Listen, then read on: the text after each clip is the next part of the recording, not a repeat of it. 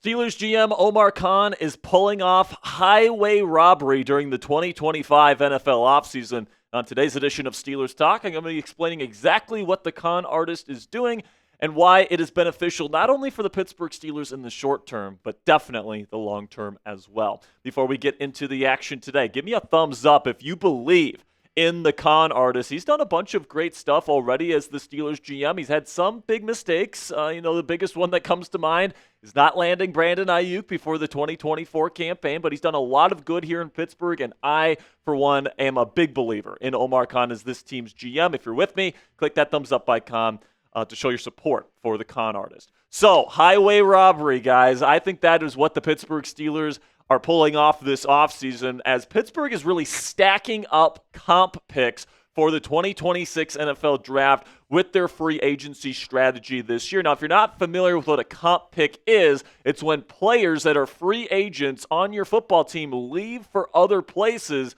The NFL gives you compensatory draft picks in the following NFL Draft when that happens, if the players are good enough, if they make enough money, if they're a high enough draft pick, et cetera, et cetera, et cetera. And Omar's genius strategy this offseason was to let all of the players that were comp pick eligible hit free agency this year, go to other teams, et cetera, so you can get those comp picks in 2026, and then to not offset the comp pick formula with those players leaving in free agency, they're bringing in players that don't affect that comp pick formula in free agency this year, whether that be trading for players or whether that be picking up players that were released by other football teams, therefore not counting against the comp pick formula in NFL free agency. So just to kind of give you guys a visual here are all of the comp picks that the Steelers are currently slated to get for the 2026 NFL Draft, which, by the way, is slated to be in Pittsburgh. Dan Moore Jr., the left tackle, ended up going to the Tennessee Titans, made over $80 million on that contract.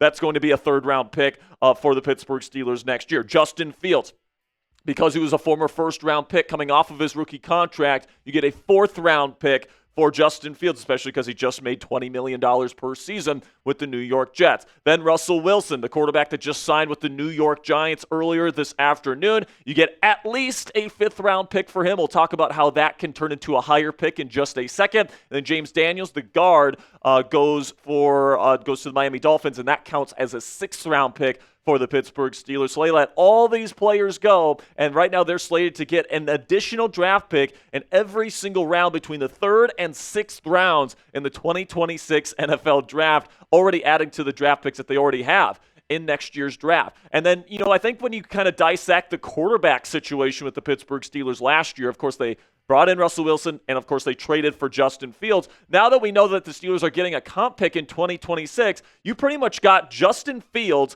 and a fourth-round pick for the low cost of just a sixth-round pick that you paid to the Chicago Bears this season. So I think that is a fantastic return of value. You brought in a guy in Justin Fields with a lot of potential last year. Unfortunately, he didn't play well enough in his six-game stint as the starter to prove to this organization he was the long-term answer. But you're pretty much swapping a fourth-round pick for a sixth-round pick. So this is a genius move by the con artist himself, Omar Khan, because best case scenario, you would have landed Justin Fields as your next franchise quarterback. That didn't work out, but that's okay because he still ended up on the higher end of the deal here by getting a fourth-round pick because he ended up going to the Jets instead. And then when it came to the Russell Wilson decision, bringing him in and then letting him walk this offseason, now if Russell Wilson hits his incentives this year with the New York Football Giants and he gets to make over $20 million this year, that means that the Pittsburgh Steelers get another third-round pick as a comp pick in 2026 for the Pittsburgh Draft next offseason. And right now only $10.5 million is guaranteed on Russell Wilson's contract, and he pretty much has to play the entire season as the starter for the New York Giants, and they have to win a certain amount of games in order for him to get to that $20 million mark. But you get at least a fifth-round pick in exchange for Russ, and if he does get to that $20 million mark with his incentives with the Giants next year, that pick goes up to a third-rounder. So you might even get two third-round comp picks next year for the players that Omar Khan let hit the open market this offseason. And I think that these comp picks, the fourth rounder that you're for sure going to get out of the Justin Fields deal, and then either the fifth or the third round pick you're going to get out of Russell Wilson going to New York, I think it makes the moves to go out and get Russell Wilson and Justin Fields last year all the worth it, all right? Because you bring in two guys, you have two dart throws at the quarterback position, especially because Russell Wilson was on the vet minimum. It just made all the sense in the world to move off of Kenny Pickett, who I think, at least in my opinion, was never going to end up becoming the long-term answer at the quarterback position. He hadn't shown enough in 2 years. I think it was the right move, especially with this team being in a win-now mindset, to shift to a veteran quarterback in Russell Wilson who fit what Mike Tomlin wanted to do here. And I truly do believe that if they would have put enough help around him at the end of the season, I think that Russ would probably still be back as this team's starting quarterback, and it would have been a no-brainer to bring him back. Unfortunately, that's not the way it worked out. Both of these guys ended up leaving the building in Pittsburgh this year, but hey, you're getting comp picks out of it, so I think that it's still, in hindsight, worth the move to go out and get those two quarterbacks in 2024. Then the other kind of flip side of this equation here, guys, is that the players that the Steelers are bringing in this offseason are not, affecting the comp pick formula, right? Because if they were signing all these big-name free agents that were coming in as true free agents from other teams, that would affect the comp pick formula, and we wouldn't be talking about the Steelers getting 4 additional draft picks in 2026 if that were the case. DK Metcalf, you acquired him via trade, so it does not count against the 2026 comp pick formula.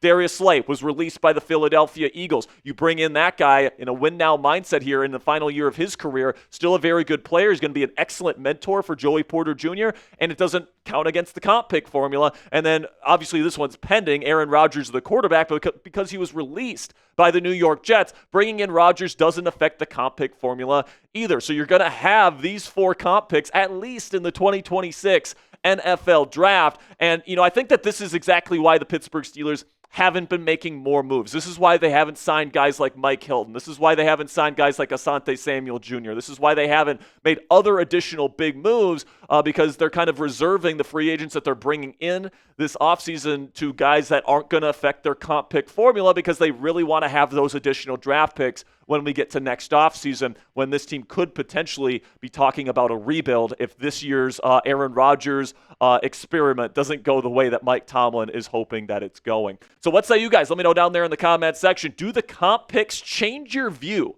of the Aaron Rodgers move at quarterback? Because bringing in Rodgers doesn't affect the comp pick formula, but you're still kind of repeating the same kind of win-now strategy of bringing in a future Hall of Fame veteran quarterback that could bounce back in 2025 with this football team, especially if this young and promising offensive line can develop heading into next season, and they can draft the right running back to anchor a really good run game here in Pittsburgh. Give me a yes or a no down there in the comment section. Do you view the Rodgers move more positively now that you know that he won't affect the comp picks coming our way in 2026? This will be the pinned comment on today's show. In just a second here, I'm going to tell you about our sponsor today at Prize Picks. And while I'm talking about Prize Picks today, give me a yes or a no down there in the comments section. And with that, let's have a word from our sponsor today at Prize Picks, which is the best place to get real money sports action all on your phone. You can download the app on your phone right now for free. Join over 10 million members and sign up today. Prize Picks invented the flex play, which means you can still cash out if your lineup isn't perfect.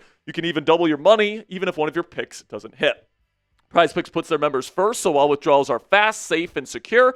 When my picks hit, I can get my money in as quick as 15 minutes. Prize Picks also offers weekly promotions that can lead to big payouts like Taco Tuesday, where every Tuesday, Prize Picks discounts select player projections up to 25% to provide even more value for your lineups. And tomorrow, guys, if you are a baseball fan, it is a big day because it is opening day. Here's my Prize Picks projection for opening day tomorrow. I'm taking the more on pitcher strikeouts for Zach Wheeler, the more on hits, runs, and RBIs for Jackson Chourio. I'm taking the more on Garrett Crochet pitcher strikeouts. If you guys want to get in on the action today with opening day for baseball, download the app today and use code CLNS to get $50 instantly after you play your first $5 lineup. That's $50 instantly after you play your first $5 lineup when you download the Prize Picks app today. Prize Picks, run your game. The reason why I really appreciate this strategy from Omar Khan this year, trying to maximize the amount of comp picks they get in the 2026 NFL draft and then bringing in players that were released by other teams or trading for big pieces like DK Metcalf is because it allows Pittsburgh to both try to compete for a title right now, but also be ready for the future, all right? Like if Aaron Rodgers and this entire experiment that they're about to embark on in 2025, if Rodgers decides to come to Pittsburgh, that is, blows up in their face, they can really embrace a rebuild, and I think that they'd be ready for that. You have all these additional draft picks to be able to bring in new young talent. Omar Khan, I think, has done a really good job in terms of drafting players in the NFL draft his first 2 years, selecting these players in the NFL draft for the Pittsburgh Steelers. And, next year it certainly seems like Pittsburgh's going to have quite a bit of draft capital at their disposal in order to kind of replenish this roster with new young talent if you are ending up trading TJ Watt, if you're ending up trading Cam Hayward, if you end up trading Minkah Fitzpatrick, if you end up kind of cleaning house, bringing in a new head coach, really embracing a full rebuild after a failed 2025 campaign, the Steelers have the draft picks in order to successfully do that and kickstart that rebuild heading into 2026. But also, I would say for the 2025 draft here, guys, don't be surprised if Omar gets a little aggressive to trade up and use some of the draft picks he currently has at his disposal in 2026 to move up in the draft this year because he knows that he has comp picks coming his way in 2026. And if Ashton Jeanty in particular in the first round, guys, starts to fall, I would say watch out because this guy right here, he is a special, special player, and the Steelers want their offense to be run through a star running back. This year, I've been talking about it on the show. I think there's only two guys that I feel really, really good, have a almost certain chance of being star-level backs in this league in this year's class. One of them is Jeanty. The other one is Omarion Hampton out of North Carolina. All right, if you have an opportunity to maybe send away a fifth-round pick next year or a fourth-round pick next year to move up a couple of spots, to go out and get an Ashton Jeanty or Omarion Hampton,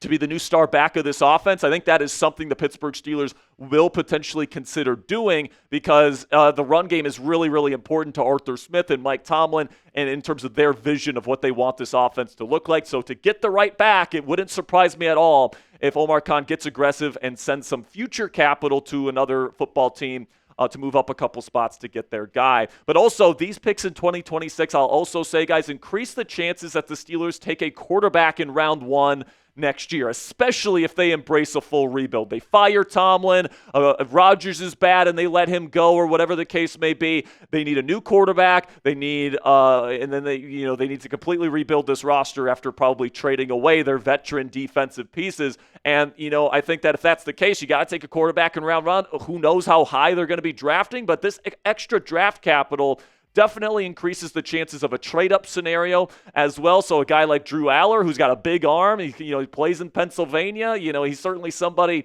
that could establish himself as a bona fide round one pick next year in college football. There's also guys like Arch Manning who will be draft eligible next year. Nico Iamaleava. I hope I got that right, producer. Oh, no, I didn't get that right. Okay. But, we got Nico in the draft next year. Garrett Nussmeier is another guy that could be a first-round talent depending on how he plays next year. There's going to be quarterback options for the Pittsburgh Steelers in round one next year. And, of course, next year, the other benefit of that is that the draft is in Pittsburgh. So how cool would that be if this team is completely resetting, new head coach, things are exciting, and then you draft a new franchise quarterback in front of the hometown fans on the stage there in Pittsburgh? That would be really, really freaking cool, man. So although I want this Aaron Rodgers thing to work out and maybe even he's here for 2 years to be able to try to hoist at least one Lombardi trophy with him as the Pittsburgh Steelers quarterback, if it doesn't work out, at least the Steelers have those comp picks in 2026 to get their guy of the future at quarterback and really kickstart this rebuild heading into future seasons. So let me know what you guys think down there in the comments section. Grade the job that Omar Khan has done so far this offseason, trading for DK Metcalf, bringing in Darius Slay. It sounds like they're going to win the Aaron Rodgers sweepstakes, and they do all of that while still retaining 4 comp picks slated to come their way in 2026. Let me know what you guys think down there in the comments section. A, B, C, D, or F. Assuming that Rodgers chooses the Steelers and doesn't, choose retirement or decides to wait a little bit and goes somewhere else, I'm going to give Omar Khan a solid A- so far in the offseason. Now, it's still not over, all right? He still needs to get the right running back in the draft. He still needs to get the right defensive tackle in the draft as well. His job is not over, but I think so far he's done a pretty decent job. I'll give him an A- so far, but obviously that's a fluid grade at this point. Make sure you click that subscribe button if you haven't already. Really do appreciate all of your guys' support. I will see you guys tomorrow. A quick reminder that we will be going live tomorrow on Steelers Talk Live. And, of course, if Aaron Rodgers signs tonight or whatever the case may be, we'll go live for that tonight as well. So make sure you click that subscribe button, turn on those notifications in case Rodgers news breaks tonight. And until next time, guys, here we go, Steelers.